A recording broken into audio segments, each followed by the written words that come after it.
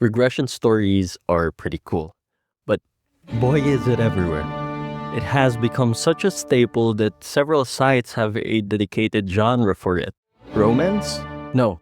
Instead, can you send me one of those killed at 23 that regresses to 8 years old for another chance at life? Regression stories dominate the market, but are not limited to one flavor. We have romance regression, thriller regression, action regression, fantasy regression.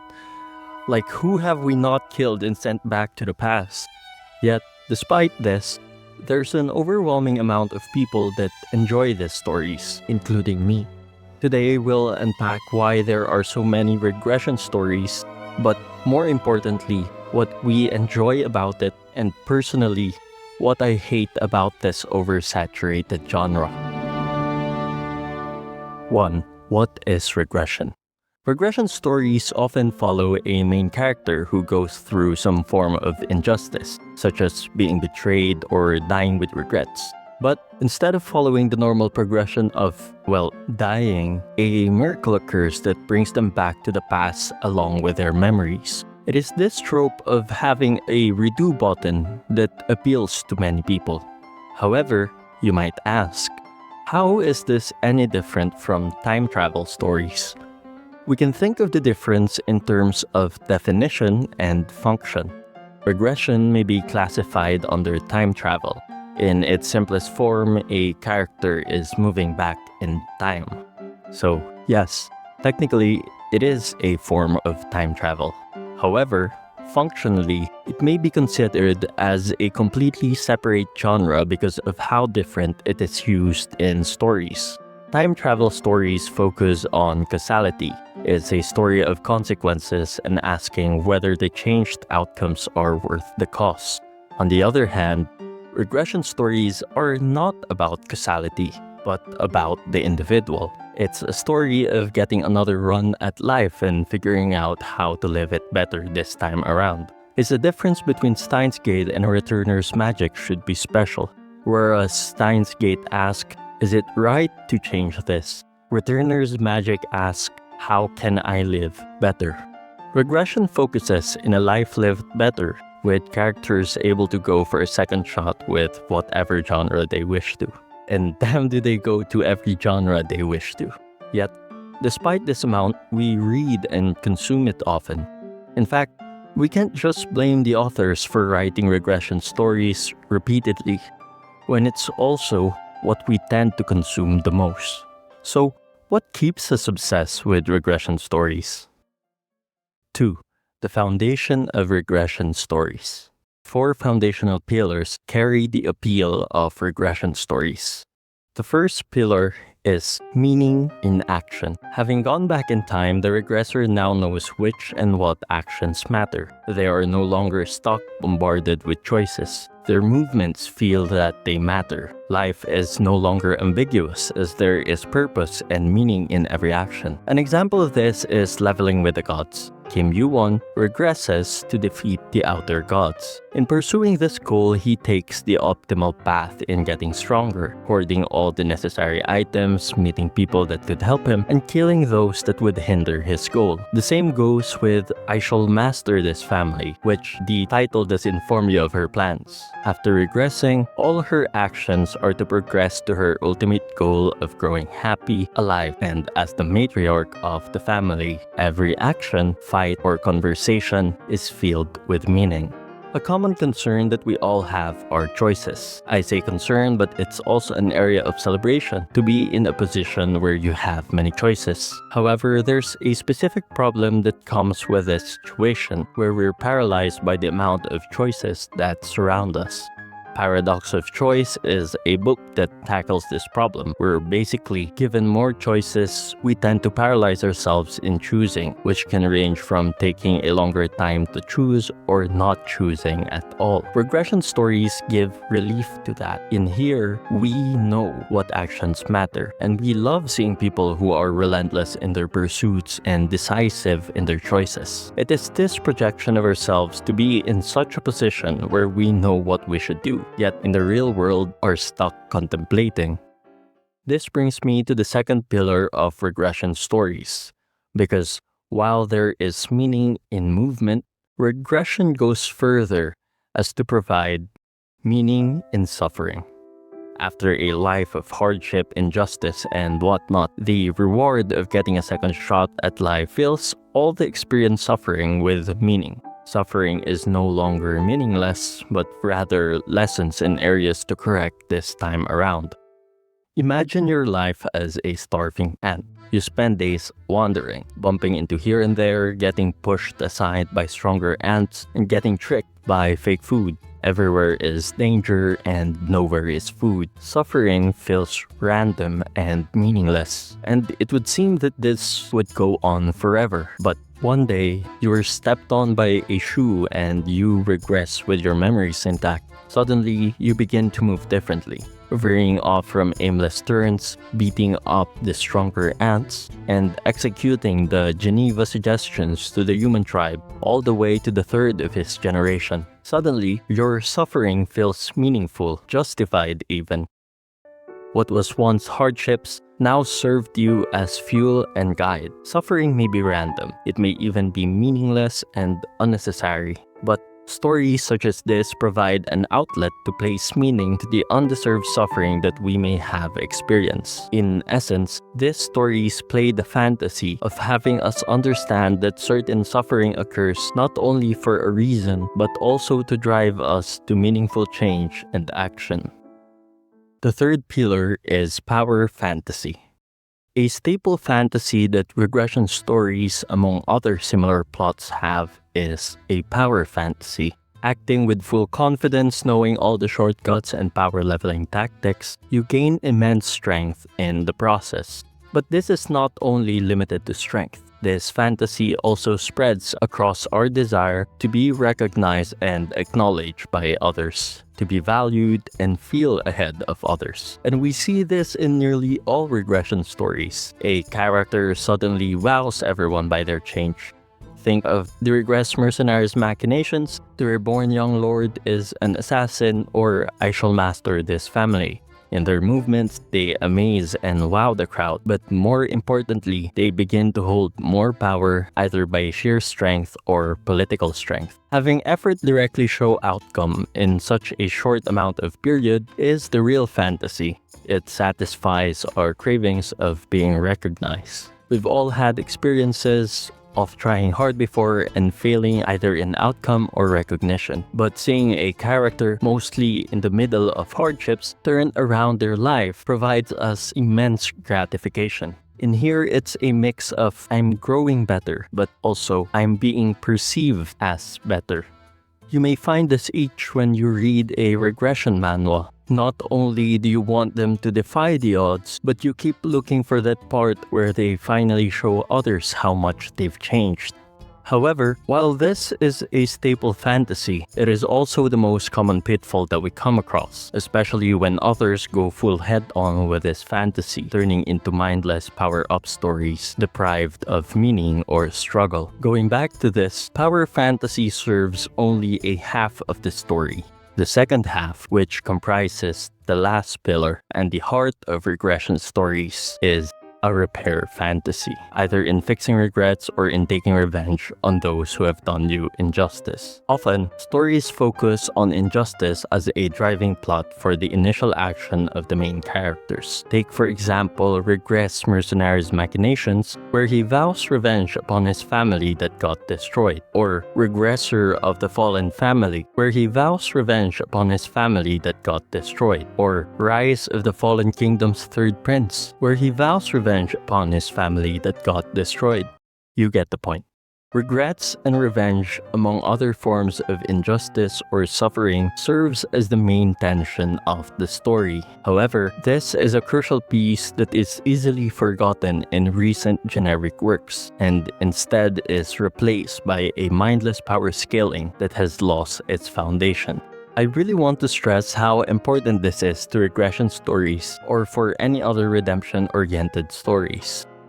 And these are not necessarily regression examples, but imagine the return of Mount Huasek, but it's just Mount Huasek. Or how about the Ember Knight, but it's just the knight? Taking away the regrets and revenge plots of these stories destroy any chance for it to be good. These backstories are what sets them apart in flavor, yet numerous manhwas forget to take advantage of this, which then ultimately sets their stories up for failure, often into meaningless power fantasies.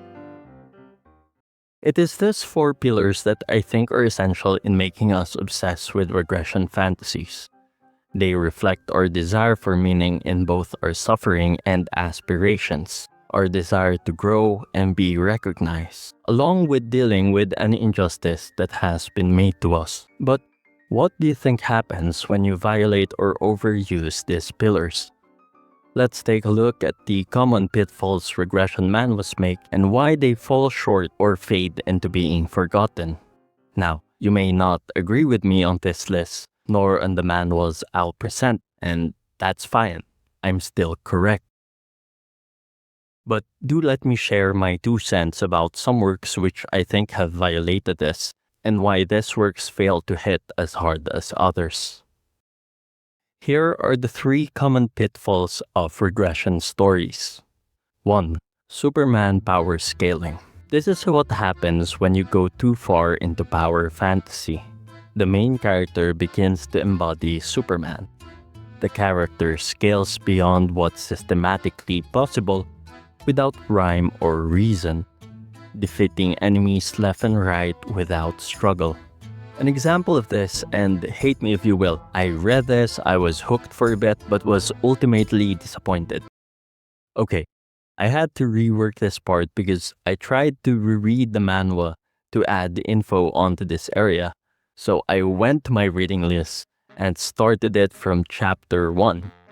But it was about halfway through when I got the feeling of,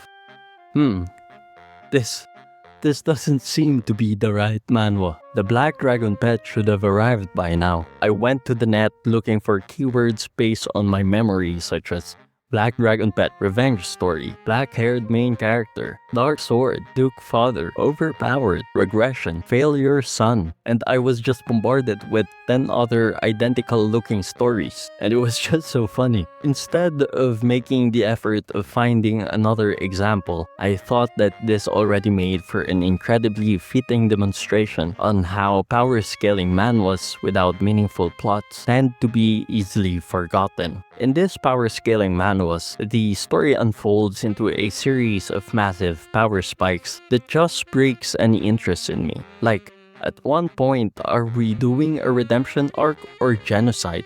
This is a common problem for mass-produced regression storylines that focus too much on getting the characters powerful. In the road to power, we're presented action scenes that mean nothing and feel like nothing. It's like watching a coin flip with both sides of the coin as heads. We already know how it's gonna end. An unending series of payoffs and cash outs without struggle deprive the story of tension and entertainment.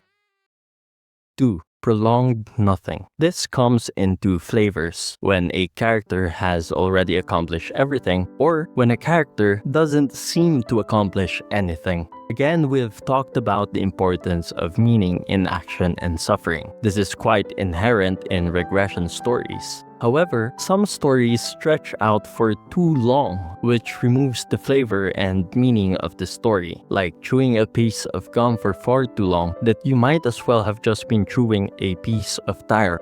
It has gone beyond any considerable value that rewards neither the enjoyment nor satisfaction of the viewers. Let me set you the general framework of these 2 flavors. Let's call this the complete but continuing stories. This is when the main character has already accomplished their goal, but external factors suddenly come just to prolong the story despite the full arc of the main character having already ended. Let's call this one incomplete and continuing stories. This is when the main character gets way too stagnant, pursuing random problems, failing to make any considerable progress towards their goal. Basically, when a manhwa dies by filler. Let me give you an example for this too. Returned by the King is, in my opinion, a manhwa that's complete but continuing. Let's lay down the events here. Guy was bullied by schoolmates, grows up weak, then dies to a monster. But in typical regression fashion, he is bestowed a gluttony-esque power, eating and copying skills. So his motives are not get bullied and get strong. He's ridiculed for about 3 seconds before he begins crossing out his bucket list. Now, get this. He's ridiculed again, then beats up the bullies in under a minute. Now, get this. He is ridiculed again. But here's the twist. He doesn't beat up the bully. He just kinda aura farms to a scout before making an exit. Then he beats up the bully. Fascinating. By chapter 11, he has gone from F rank to D rank. He has killed a B rank villain. He has raided a B rank dungeon. He has defeated an S rank and an A rank with like a minute of struggle at best. Amazing. We look at his bucket list and it's now just a bucket with his piss and the heads of everyone that bullied him, which I won't visually show, but just imagine how effortless and fast-paced this manhwa went. He achieved his goals for the most part. Yes, his powers are mysterious, but that's just interesting to find out. Not exactly meaningful. He has completed his redemption. How should we move from this, you might ask? Well, his succeeding reasons begins to be external. Join this, join that. And he's like, no. Without much reason, he declines the guild. Why? Working alone? Or what? I think I've already heard much about your goals, and you've pretty much achieved them. What the hell is a guild gonna hold you back from? Aura farming? Then he says yes to fighting for the country. When did you become nationalistic? When was Korea your bucket list? Even the characters know how aimless the story has become, because even they're asking why the main character is doing the way he is. Perhaps it will get better if I kept reading it, but I'm at chapter 40 and at this point it's been a mindless watch of him or a farming without reason, as his goals have already been pretty much achieved. Contrast this with, let's say, Regress Mercenaries' machinations. The character is just getting stronger, both in raw strength and political strength. He even has a really good ratio of perfect wins and 0 losses. And yet, why is it that this is so much more memorable and enjoyable to read? Well, apart from better characters, I think that we can also extend this enjoyment towards the plot having an overarching and continuous goal. While in every arc the character gets to achieve a part of his bucket list, there's still a main goal that requires his full attention and effort. While there may come challenges and quests that are external rather than from within, the main character is able to tie this in towards his progression for the main goal. This makes each of his movements feel meaningful rather than displays of a power fantasy. Now, let's take a look at the second framework, incomplete goals and continuing stories. These are stories that have spread too thin to the point of feeling static. In these stories, often the power develops but the characters stay stagnant. An example of this would be Return of the SSS class Ranker. The beginning is interesting, and the action scenes even better. There's a set goal of taking revenge against a clan that has ganged up on him, and he does move with much intent and callback to this goal of his. However, it goes on for too long and the only thing developing is his powers, but not much of his character. He doesn't have a noticeable arc. It's just power fantasy as power fantasy could get. While there is a solid backstory, nothing or very little is done to definitively progress this. Guys, we're about 174 chapters now, and I can't even remember when I dropped this, but it was way off the hundreds. And correct me if I'm wrong, but I don't think the big bad has even appeared like 5 times. The protagonist, while powering up, is not progressing towards his goal to any meaningful extent, which is why it begins to dwindle in meaning. Despite the action and beauty of its art, it's one of those reads that you eventually get tired of scrolling midway. But the greatest scene of all, and why we, despite the enjoyment and feel-good moments of reading regression manhwas, can just get really tired at times, is because 3. We have reached oversaturation. Let's be real, we've gotten to the point where we can't remember which characters came from what. I was looking for examples of regression manhwas for this essay, so I had to scroll through my list. And while I remember reading a good chunk of this, I can't really remember them all together. In fact, just this 3 follows the same premise, with just wildly different levels of quality in writing to differ them. I've done my fair share of qualitative research in psychology. During this time, a question I had for my advisor was, when would I know that it's time to stop collecting data, to stop interviewing people? And he tells me, when the data is oversaturated, when participants only parrot previous participants and nothing new is being added. For example, if I ask a child to list me the vowels, the first may give a e, the second a o u, the third a e I, and by the 10th child we notice that nothing more is being added and that certain themes, or in this case vowels, have been repeated enough. That's when we call it saturated. Regression stories are oversaturated. We have reached the state where works are parroting works, parroting works, parroting works. While each writer attempts to add a twist of their own, much of the work has already been done, replicated, and spat out. Now, don't get me wrong, I still enjoy reading even if the work is slop, but it's also something we must admit has been happening. No major revision or addition has been happening with the genre. How many more youngest sons are we going to regress, just as how many more northern dukes will have a regress daughter? Why are they all in the north?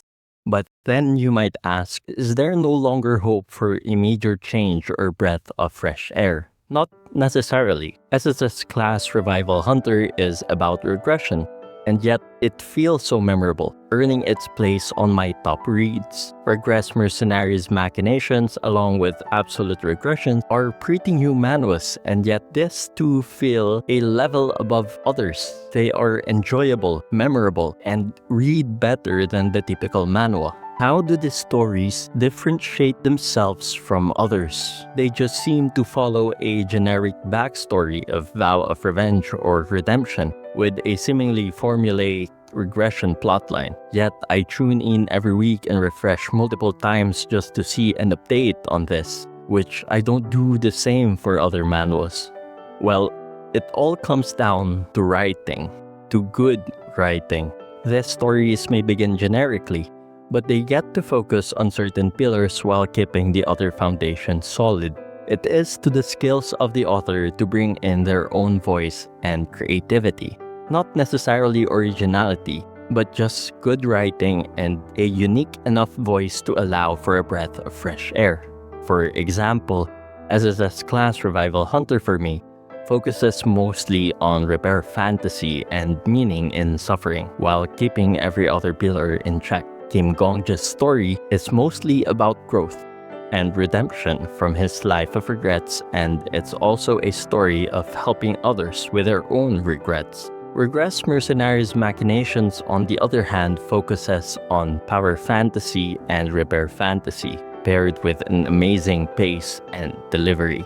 While the character does get stronger moving towards his revenge, it does not leave behind any of the other foundations, making sure that his actions and past life are meaningful. There is much to love and hate about regression stories. Some might express their frustration towards the regurgitated genre, which they'd be correct. I too have my share of frustrations, but despite them, I also admit that I still enjoy reading these stories.